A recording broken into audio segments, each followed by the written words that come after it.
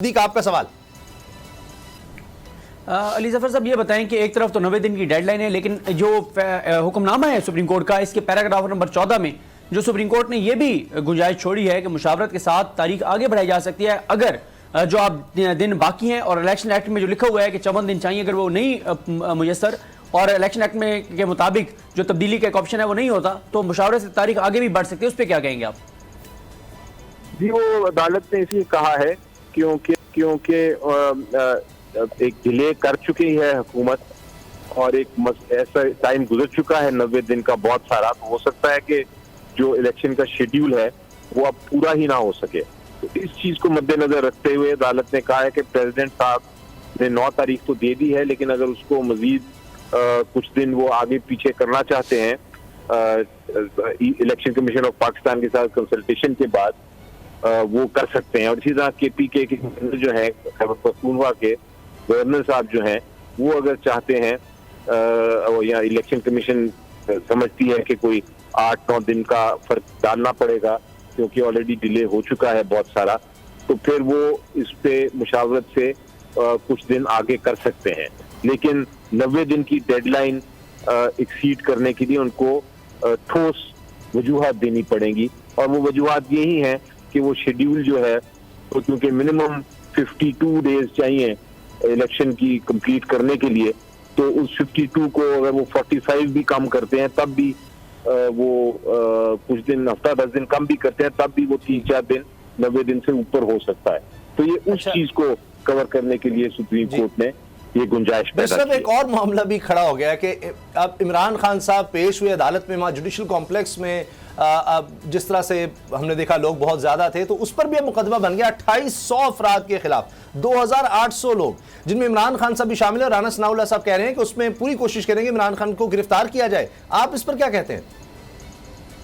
देखिए, जहां तक ये जो एक मूवमेंट थी जेल भरो की, वो खत्म की गई है। वो मैंने कल ही कह दिया था कि अगर हमारे हक में ये फैसला आ जाता है, इसी फैसले के लिए, यानी इस आइन की बालादस्ती के लिए ये जो इलेक्शन नहीं करा रहे थे उसको उसकी वायलेशन को खत्म करने के लिए हमने ये एक मूवमेंट चलाई थी।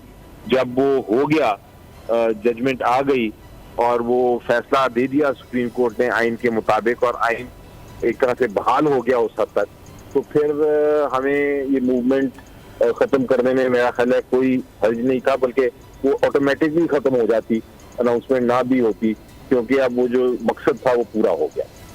अब जहाँ तक वो दूसरे केसेस का ताल्लुक है, जो केसेस बनाए गए हैं वो तो अब एक तरह की हुकूमत की आदत हो गई है। अब हर चीज आप छींक भी मारेंगे तो वो केसेस बना देते हैं, तो इन केसों को भी निपटेंगे जिस तरह बाकी केसेस हम निपट रहे हैं। बैरिस्टर साहब, ये मरियम नवाज साहिबा के हवाले से ये सवाल मैं समझता हूँ बड़ा इंपॉर्टेंट है। उन्होंने जलसे किए हैं रिसेंटली और जजेस के नाम भी लिए हैं, तस्वीर भी दिखाई हैं, हाजिर सर्विस जुडिशरी की बात हो रही है यहाँ पे। आपको लगता है कि PTI इस मैटर को कोर्ट में लेके जाएगी? जी देखिए, ये एक तो किसी किस्म की गैर मुनासिब गुफ्तगू किसी भी शख्स के खिलाफ, चाहे वो जज हो या कोई और हो, मैं तो उसको इंडोर्स नहीं करता, मैं तो उसको हमेशा उससे दूर ही रहता हूँ। और ये जो जलसों में जिस तरह ये रेज की जा रही है बात जज साहिबान के खिलाफ, ये बिल्कुल गलत है, इससे परहेज करना चाहिए। लेकिन ये PTI का इशू नहीं है, ये मेरी नज़र में ये जज साहिबान का कंटेम्प्ट जो होती है वो जज साहब, इंस्टीट्यूशन और जो कंटेम्नर है जिसने कंटेम्प्ट की है उसके दरमियान होता है।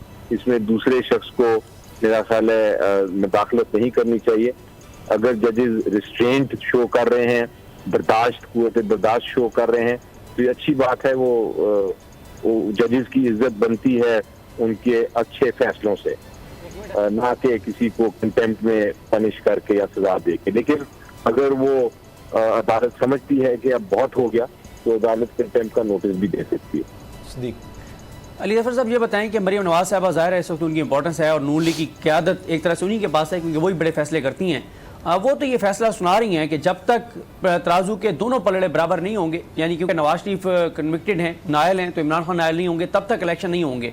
तो क्या उनकी ख्वाहिश पूरी हुए बगैर ये इलेक्शन हो जाएंगे? क्यों नहीं। अब तो देखें, सुप्रीम कोर्ट ऑफ पाकिस्तान ने बड़ा वाज़ेह तौर पे कह दिया है कि इलेक्शन आपने करने हैं और उसकी डेट्स का जो इशू था वो भी दे दिया है। अब वो बेशक घबराए कोई भी पॉलिटिकल पार्टी, इलेक्शन से इलेक्शन तो आइन के मुताबिक होने हैं। ये जो इन्होंने नया, जिसका जिक्र आपने पहले दूसरे सवाल में किया था, नया जो एक अब्सर्ड सी आर्गुमेंट जिसका कानून और आइन में कोई गुंजाइश नहीं, ये जो रेज की है, वो ठीक है, उन्होंने अपने आप को सेटिस्फाई करने के लिए की होगी, लेकिन इम्प्लीमेंट तो सुप्रीम कोर्ट के ऑर्डर में होना है, जो कि 5 मेंबर बेंच बहुत का है। शुक्रिया, बहुत बहुत शुक्रिया बैरिस्टर अली जफर साहब, आपने जो कानूनी नुक्ते हैं उन पर रोशनी डाली और उनको क्लियर किया है। अगर आपको ये वीडियो पसंद आई तो सब्सक्राइब करें और बेल पर क्लिक करें। इम्पोर्टेड हुकूमत और उनकी हवारियों की अदलिया के खिलाफ हर्जा सराई, मरियम नवाज की अदलिया और फाजिल जज साहिबान पर शदीद तनकीद। इस घिनौनी साजिश को बेनकाब करने पर बोल को एक दफा फिर नशरियात की बंदिश का सामना करना पड़ रहा है। बोल अदलिया की इज्जत के लिए खड़ा है और खड़ा रहेगा। सब्सक्राइब करें और बेल दबाएं ताकि कोई खबर रह न जाए।